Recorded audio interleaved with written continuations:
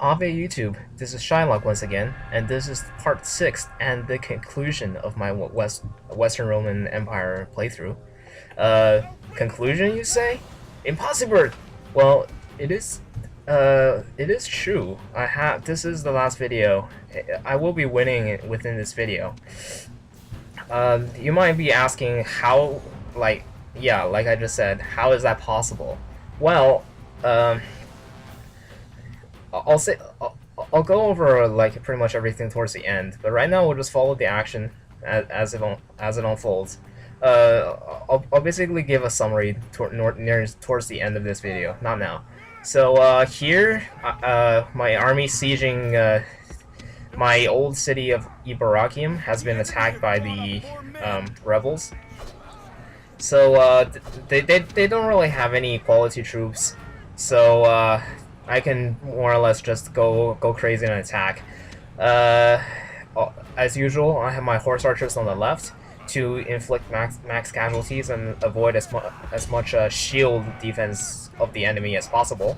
Here, I'm going to have my general unit go after the archers. Have my horsemen go after the the horse archers go after the more dangerous unit of infantry, and I'll have my infantry go after that unit as well. Here my general gets bogged down in that unit of infantry, but like I said, if you click an attack order, the cavalry will go where they please. So you don't if theoretically, if you micro cavalry right, you could use one unit to kill off as many units as possible. Yeah, theoretically, of course, if you can micro them right, but it takes a good deal of luck too. Here, the spearmen has formed into a noob circle and are spinning in place and losing. So yeah, this is only part of the enemy army. More is coming, by the way. So yeah. So there goes one part of the enemy army, and another will be coming. This turn, I think I will be wrapping up a couple more settlements. Right now, I think I have 27. I'll take a couple this turn, and then I'll take a couple in next turn. And that will bring my total up to 34, which is necessary to win the campaign. Like I said, I'll give my concluding thoughts near the end of this video. And I'll probably make more Let's Plays after this one, but we'll see what happens. So there's another reason why horse archers are so damn effective. I have my horse archers lead the enemy general on pretty much a chase. That's not gonna bear results for them. They'll be getting shot the whole time, but the general unit is very tough. It is a tough unit, so it's not gonna die off very much. Meanwhile, my own general goes after the whatever missile units those were. I don't really know what those are. So anyways, I'm being a little careful here because the horse archers on skirmish mode will usually run towards the edge of the map, at which point they will be caught by the pursuing enemies. So even though your horse archers theoretically shouldn't be caught, you still need to pay a bit of attention, especially when they're near the edge of the map. They will melt away really quickly in a melee, and they are your babies. You do not want them to die. I'm probably being a little more careful here than I need to, but that's fine. So once I get into a melee with that unit, this is over.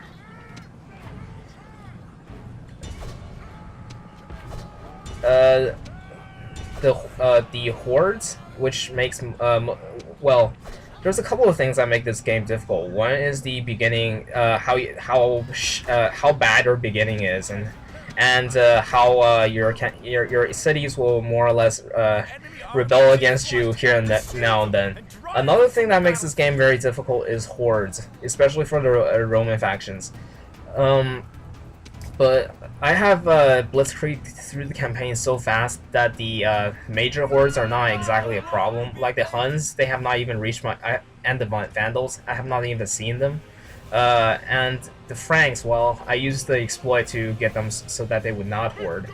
But it would make sense though, because I took their home settlement and I pretty much killed everyone there. Why would they still have the manpower left to horde, right? I rationalize it that way. I don't really see it as an exploit. I see it as more or less more. It's kind of accurate, really.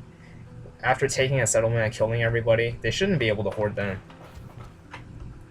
Okay, my income is picking up very well.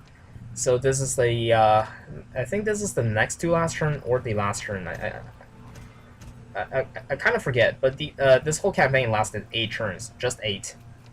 Uh, okay, so I'll be keeping this city of Ibarakium. No point in giving it away now. I need the numbers to reach 34. But like I said, I will be handing out all my saves for this campaign. So if you would like to play out after me, feel free. I'll post a link later, but well, under this in the descriptions, of course. I'm not gonna have a chance to fight that battle. I'm going to retake that. Yeah, I'm gonna retake most of the southern Germania. The first couple of settlements I took, and the first couple of settlements that rebelled against me.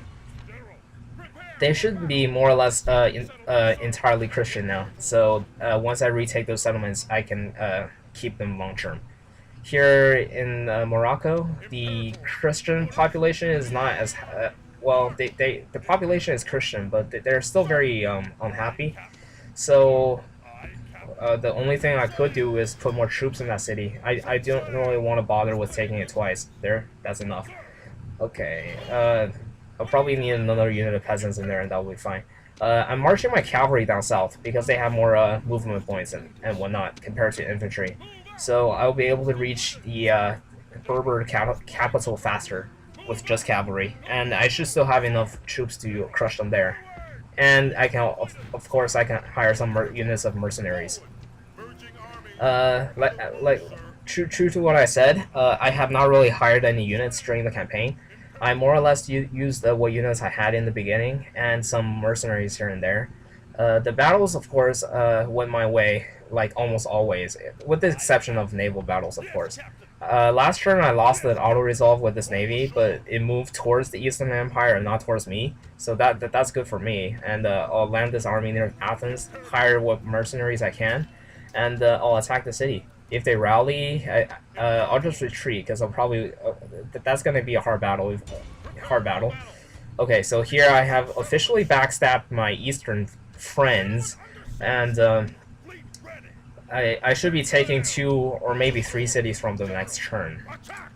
Luckily for me, Kydonia is lightly held, as is Constantinople. I think it's... yeah, if I remember correctly, there's only the faction leader, Valentinian's brother. I forgot the guy's name, but he historically he lost a huge battle to the Goths. Yeah, Valens, Emperor Valens, that's it. He lost a huge battle to the Goths, and that marked a major point in the decline of the Roman Empire. Okay, so my faction leader has taken Salona. Unfortunately, he won't be seeing any more action in this campaign. But of course, if you want to play out the campaign, maybe conquer the whole world and not just 34 settlements, I'll have the armies in place so that it would be best for you. Next turn, I'm gonna lose a couple more settlements, but yeah, that's just kind of unfortunate, really. Okay, as you, I did a bit of auto resolving. I took the, well, not auto resolving. I did this battle off screen. It was just the faction leader and some cavalry. Wasn't too exciting. And here I am doing what I usually do, destroying the religious buildings and replacing them with my own. Except now I'm hoping to keep the city as of like right away, but I don't think that's gonna happen. I fought out this battle as well. With some mercenary help, I was able to take in 1 turn. Like I said before, I am filthy rich right now. I can hire whatever units I damn well please. So wherever there's mercenaries, I can just grab them up without even really thinking about the price. I'm the rich kid now.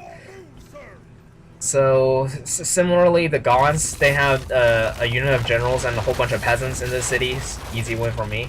And I will be, of course, doing the same thing to this city as I do to all the cities I capture.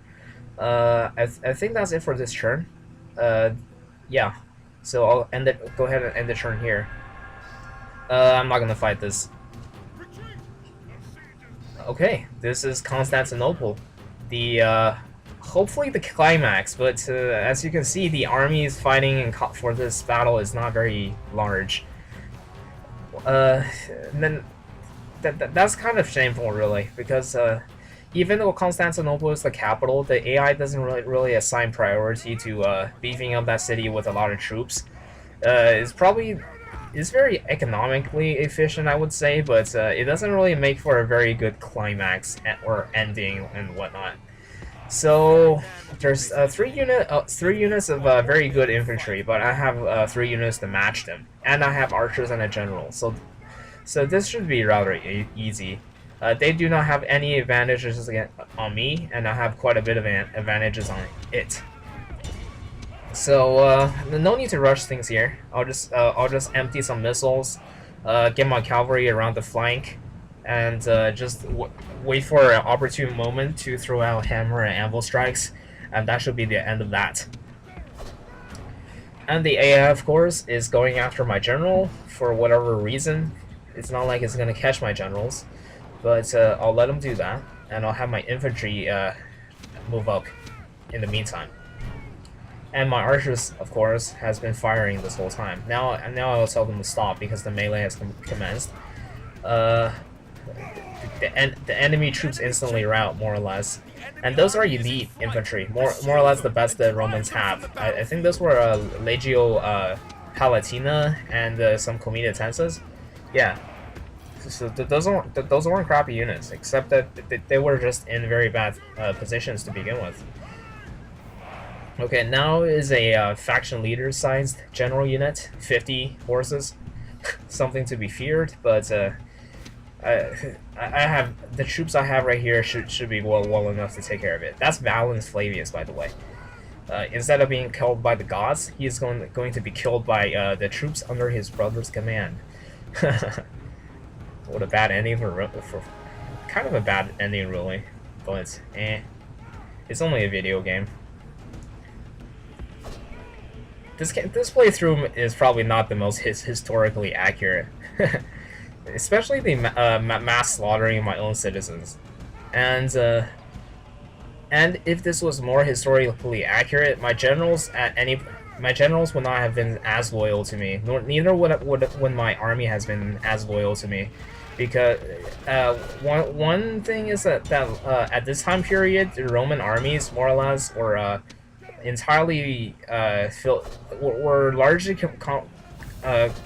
comprised of barbarians, and the loyalty was not something that was very important anymore. It was more about getting paid and whatnot. So very often the army would just raise up new emperors, ones that would help them get paid, especially in the later stages of the Western Empire. So my entire army saying loyal to me here is I don't think it's very historically accurate, but this is a game after all. Kind of a way to ask the question of what if something else is in terms of history. So here I think that's it for Constantinople. My army here is attacked. I cannot retreat anymore. I don't really care for this battle, but I'll find it out anyways, because if I don't, my units will be crushed.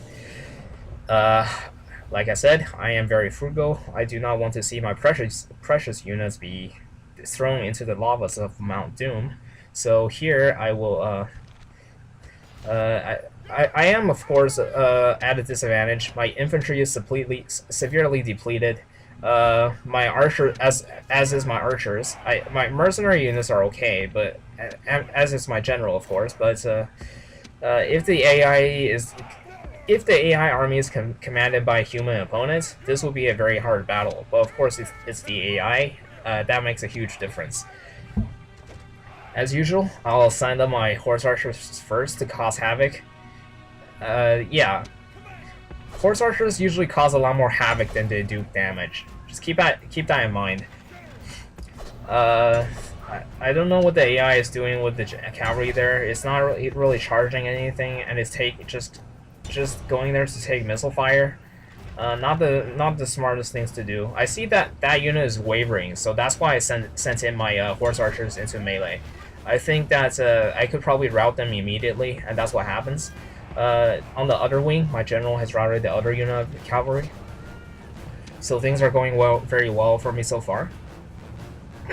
More AI units are coming for me. Here, I will throw my general in, and I keep the my unit of mercenary comida tenses in the back, more or less as a reserve unit, so that I could put it wherever the situation is direst. Like right here, I don't really care anymore. I'm just gonna go for all-out melee. Casualties to be damned. I charge the enemy archers with my horse archers. Not the best idea because those archers are not your standard run-of-the-mill weakling archers. Those archers can actually stand up in a fight. So my horse archers are gonna get pretty depleted here, but that's fine. I mean, the melee infantry is already mass routing, and the rest of that army should follow soon. So with this army crushed, next turn I could have this my army lay siege to Athens, if that is necessary, of course. But it won't need to be. It won't need to take that far. This campaign won't last that long. So right now I'm just mopping up the routing units. My archers have been caught by a unit of cavalry, but at this point I don't really care. I'll just let them get killed, and yeah. So not much more to talk about in this battle. It's just a whole bunch of routing units. Because this is more or less the last turn, I'm not gonna make cuts. Well, not too many cuts at least. I don't think I made any cuts. Yeah. Okay, so I'll just end the battle there. Heroic victory for me.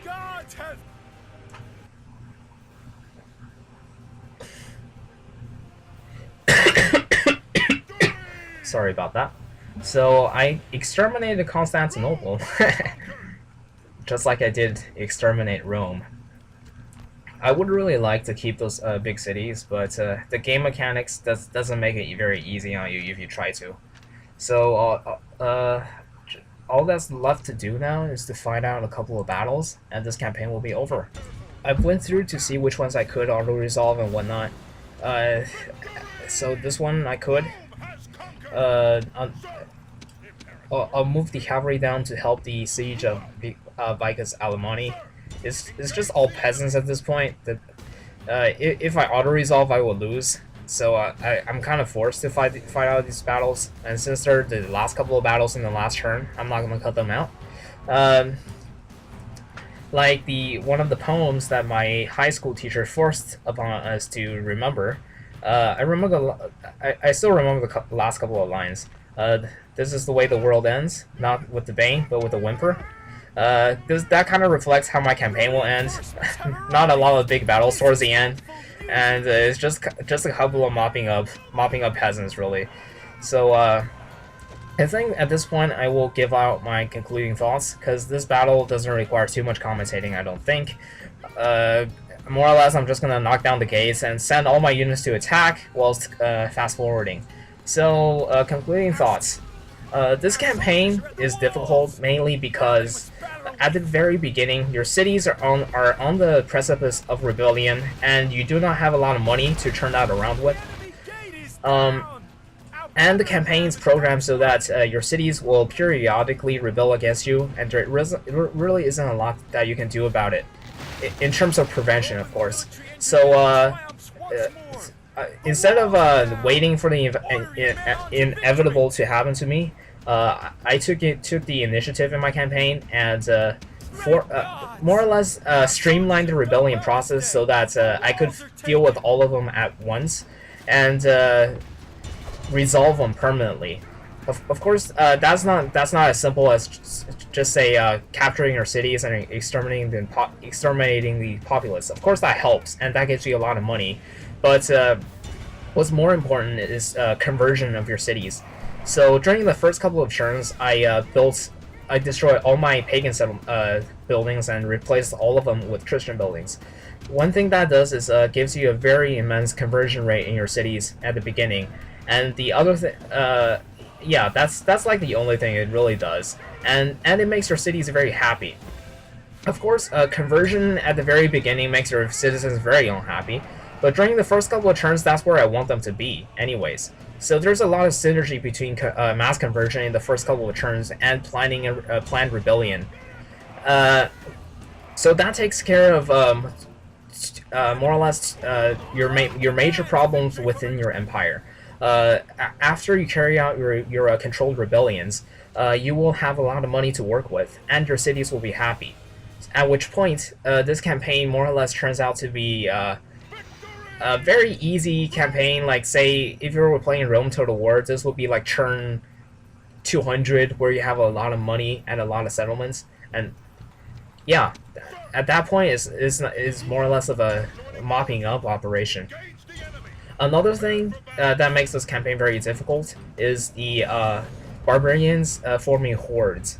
Okay, I'm not saying it like horrors. Yay. The hordes, of course, later are more or less full stacks of 20 units, and there's several stacks as well. So it's very difficult for you to crush them, especially if you're unprepared and you have to have armies in your backlines garrisoning your cities to prevent them from rebellion and whatnot. So what I did was, well, the only hordes I've run into in this campaign is the Franks, and well, I did something that I would consider rather historically accurate, is that I won a very, very decisive battle in their city, around their city, and as a result, I exterminated all the Franks' population. So if you think about it that way, the hordes should not be able to form, because my victory is very decisive, and their population was more or less decimated. Therefore, there really wouldn't be any more of a will, if you say, to form a resistance against the Romans. Of course, this is a game mechanic, and that's just my way of rationalizing it. But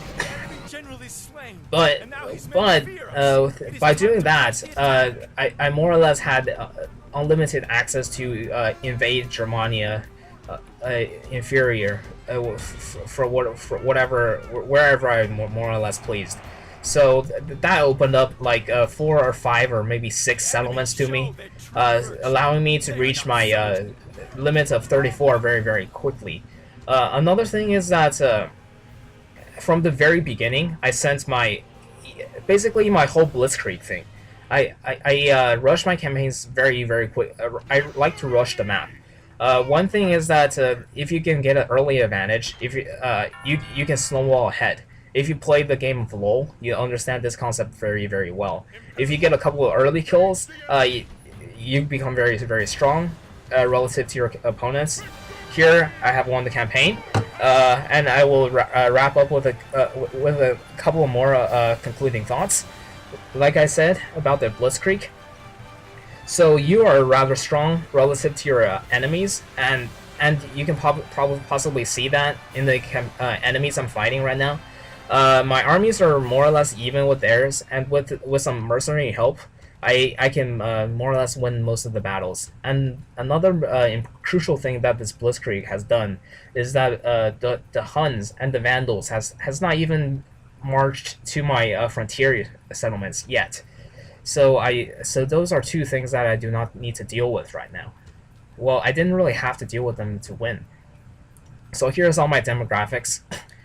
Forming the shape of a V, of course. On the lower end of the V occurred on turn 3 when my population rebelled against me. To basically sum all that up, what you need to do to win this campaign in 8 turns on very hard/hard is streamline the rebellion process, rush the map, and have some knowledge of game mechanics.